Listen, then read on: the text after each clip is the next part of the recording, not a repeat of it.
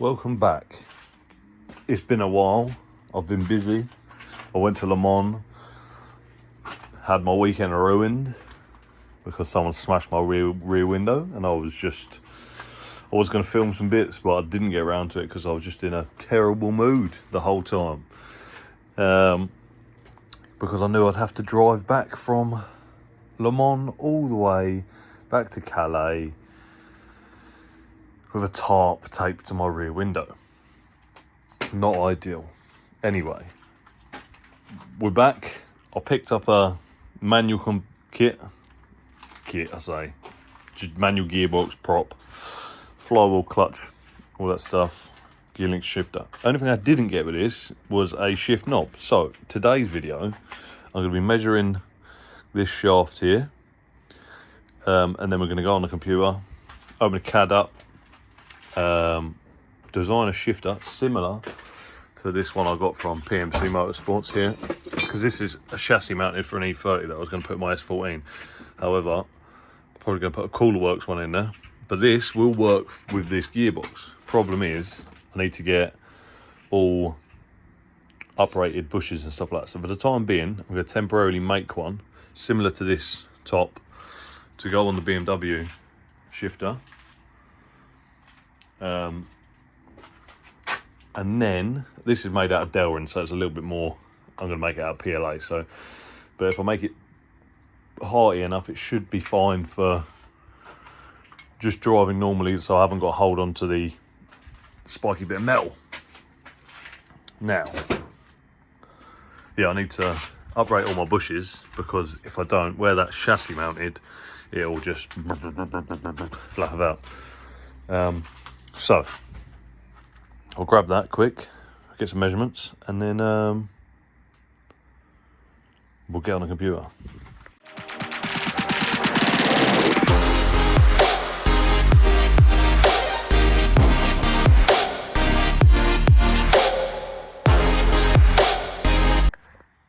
Right, so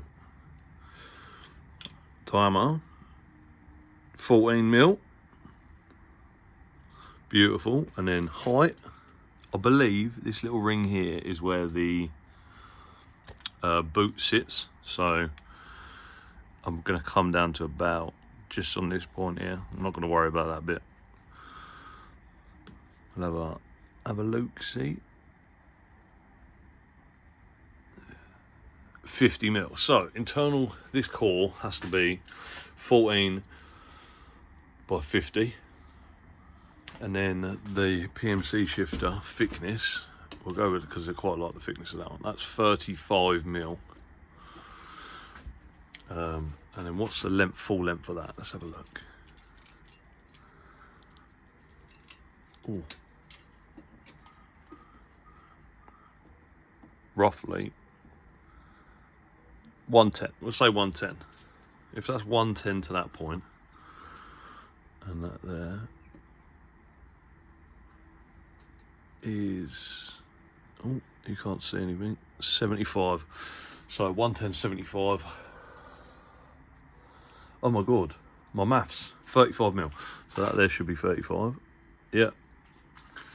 So what I'll do is I'll make this with a centre bore of that, and then we can just glue it on, because it's not going to be permanent in the car anyway. And if I glue it, it won't twist and pop off. You never know, I might even make a pattern on the top to say, you know, first, second, third, fourth, fifth, reverse. But let's go sort that out. Right, you'll have to bear with me on here because I haven't used this in a while. There's a little drawing. That's what we're going to do. It's internal, 14mm wide, 50mm deep, 110 total, 75 that bit on the chamfer, 35, 20mm wide at the bottom, 35mm wide at the top. So let's see if I can make it work on here. Right, lock to that. Go centre, 35.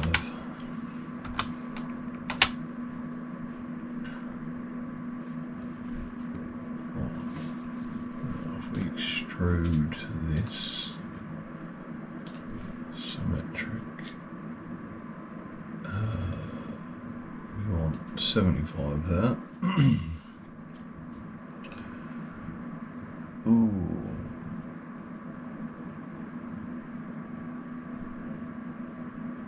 What are we doing? 75. But what? First part of it. Now, on the bottom,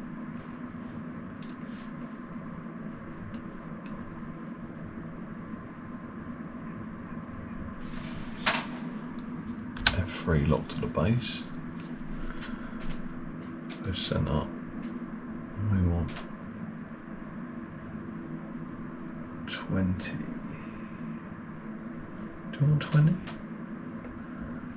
More like 25.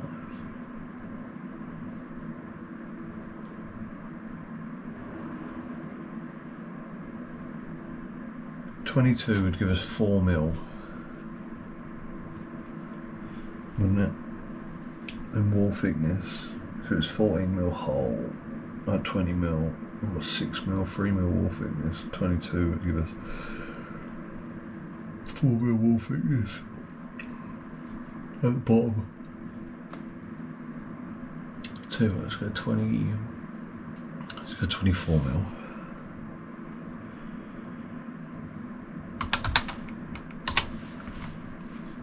Right, I want to extrude this again. So let me select that face. Maybe. Oh no. What's going on there?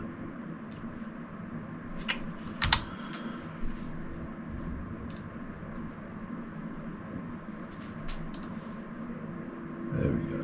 That's symmetrical, so I don't want to do that. Symmetrical. Right.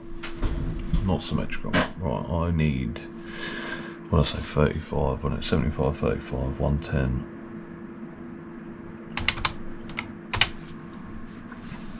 Right. Now.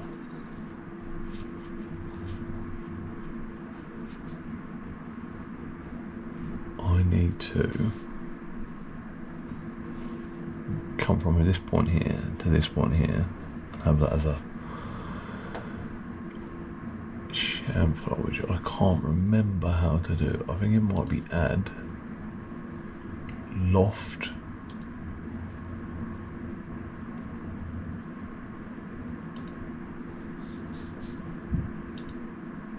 let's go a chain there to there, preview. Oh, you beauty! And whoa, look at that already. Boom. Right.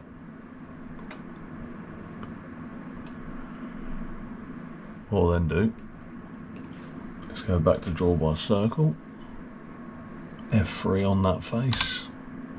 Centre. Now we want 14 mil. 1, 4. Boom. And then we want to extrude. What do we want? Oh, no, we want whole. Yeah. Oh no, we don't. Ignore me. Extrude.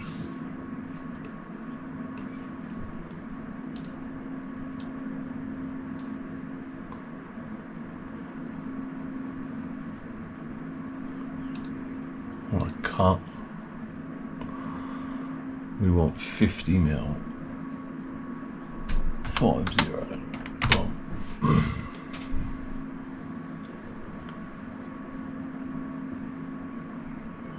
Check that shit out. Boom. Let's make it a little bit fancier. I select that one and then click round. Or round and then click that one. I can give it a bevel. Let's give it a 4 mil radius. Yeah, boy. And we'll do the same here as well. Nice 4mm radius, it's buttery smooth. And on the bottom, I'm going to give that a 2mm radius. Boom. Oh. One shift knob.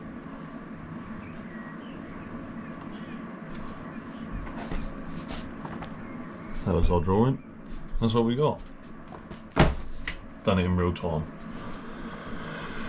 Sweet. What I'll do now is I'll get this loaded into a splitter and then we'll get it on the 3D printer. Right, so that's it there in a Creality splicer. Just got it onto the printer and that's doing its business. So it's going to take quite a while. So I've got time lapse on. So for you guys, a matter of minutes. For me, a couple of hours. But we'll check back on it. The time is 2:30. So we'll have a look, see in an hour, see where it's got to.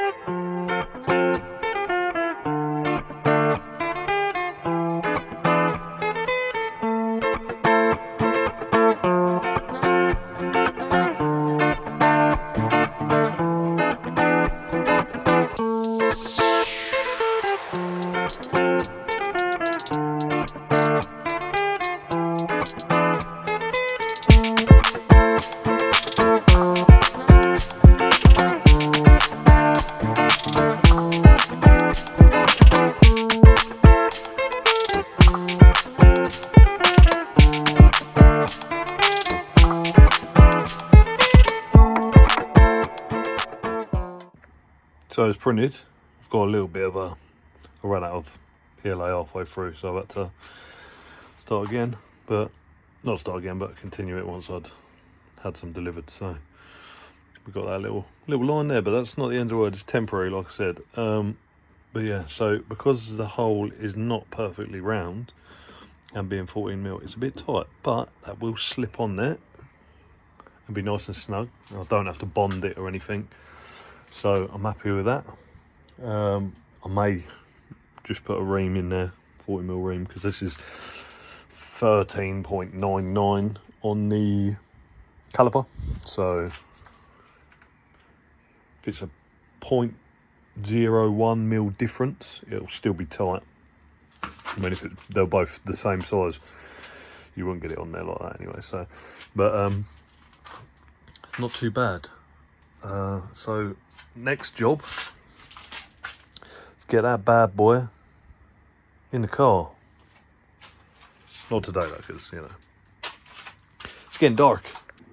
So that is it on CAD.